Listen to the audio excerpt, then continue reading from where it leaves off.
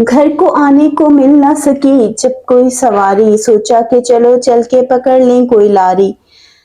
शायद घर को आने के लिए कोई सवारी ना मिल सकी तो सोचा कि क्यों ना लारी का सफर कर लें और लारी के जरिए ही घर की तरफ रवाना हो जाए।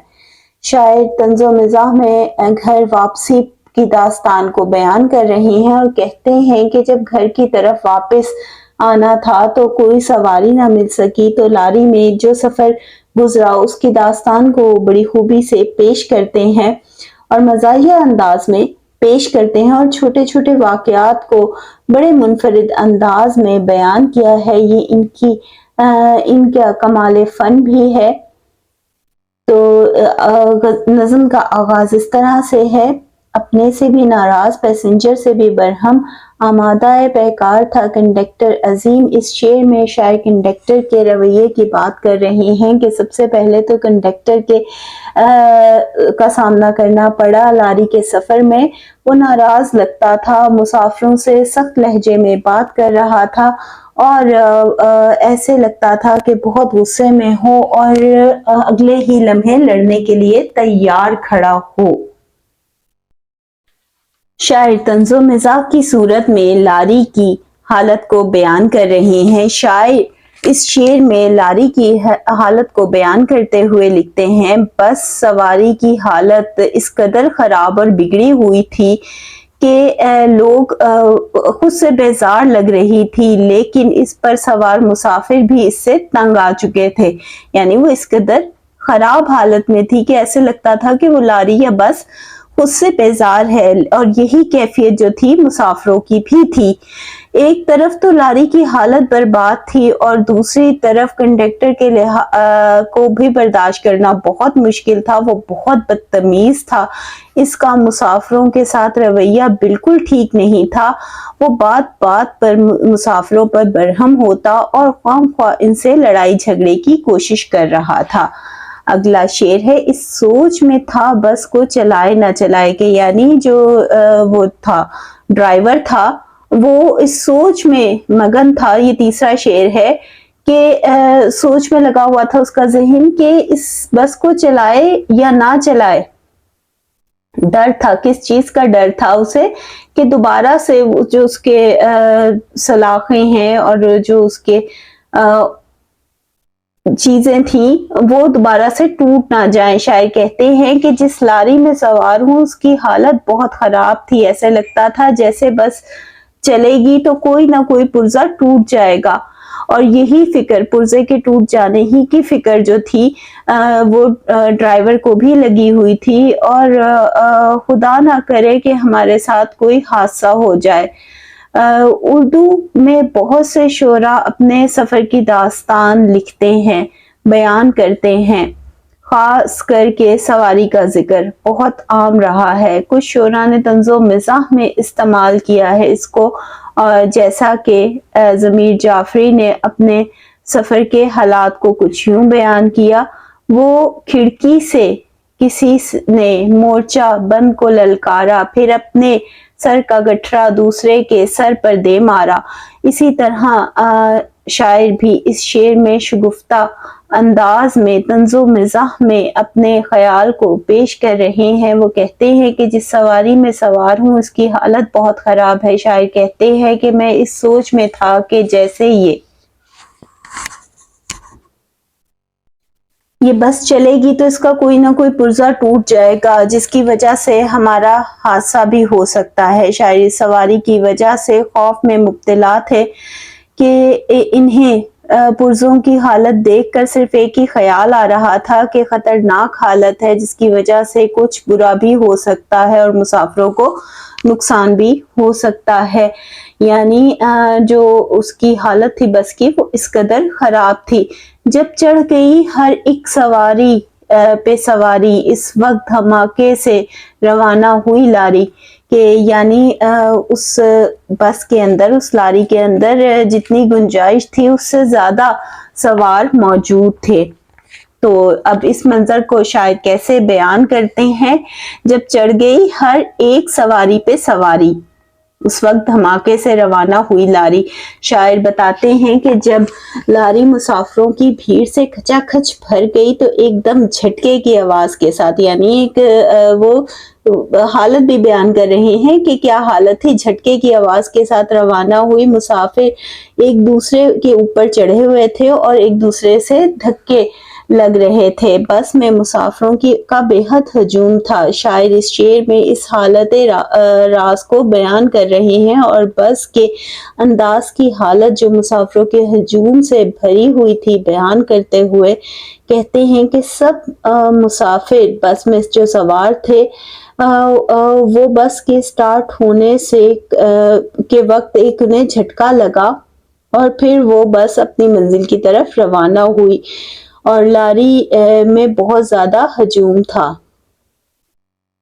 شاعر اس نظم میں بس کی حالت کو طنز و مزاح میں بھرپور انداز میں بیان کرتے ہیں کہ بس کی حالت ایسی تھی کہ لگتا تھا کہ ابھی کوئی پرزہ ٹوٹ کر الگ ہو جائے گا اور مسافروں کا وزن گاڑی کو چلنے میں بہت زیادہ طاقت اور ہمت کی ضرورت تھی، کہ یعنی اس قدر مسافر تھے کہ بہت زیادہ طاقت اور اچھے انجن کی ضرورت تھی۔ ایسے لگتا تھا کہ جیسے بہت مشکل سے یہ بس سانس لے رہی ہے اور اس کے پرزوں سے آواز آ رہی تھی۔ شاعر اس شعر میں بس کی تصویر پیش کر رہے ہیں یا منظر بیان۔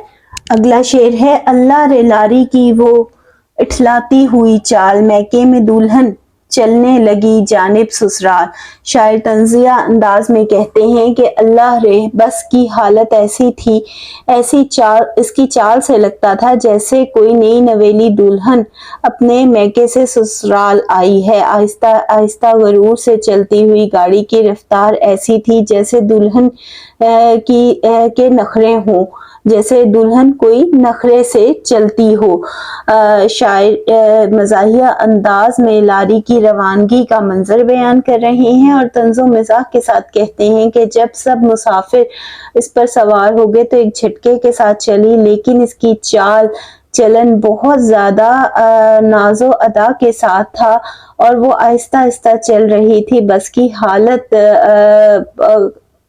کافی خراب تھی، اس قدر ناز کے ساتھ وہ قدم اٹھا رہی تھی، آگے بڑھ رہی تھی، گویا دلہن تیار ہو کر ناز و ادا کے ساتھ سسرال جا رہی ہو۔ اس شعر میں آپ طنز و مزاح آپ کا عروج پر ہے اور مزاحیہ انداز میں لاری کی حالت کو بیان کر رہے ہیں جس میں شگفتہ انداز ہے اور مزاحیہ انداز ہے، جس سے اس شعر میں بس کی رفتار کو نئی نویلی دلہن سے مثال دی گئی ہے، جیسے نئی نویلی دلہن آہستہ آہستہ چلتی ہے، اپنے میکے گھر سے سسرال میں آتی ہے اور اپنے ناز و نخرے دکھاتی ہے، اسی طرح بس کی بھی کچھ ایسی ہی حالت دکھائی دیتی تھی۔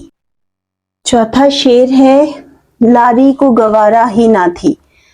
شاعر طنزیہ انداز میں لاری کے سفر کی منظر نگاری کرتے ہوئے کہتے ہیں کہ لاری اپنے نخرے دکھانے والی تھی کہ جیسے منمانی اپنی کرنی ہو، اس نے کبھی تیز چلتی اور کبھی آہستہ آہستہ آگے اپنی منزل کی طرف بڑھتی۔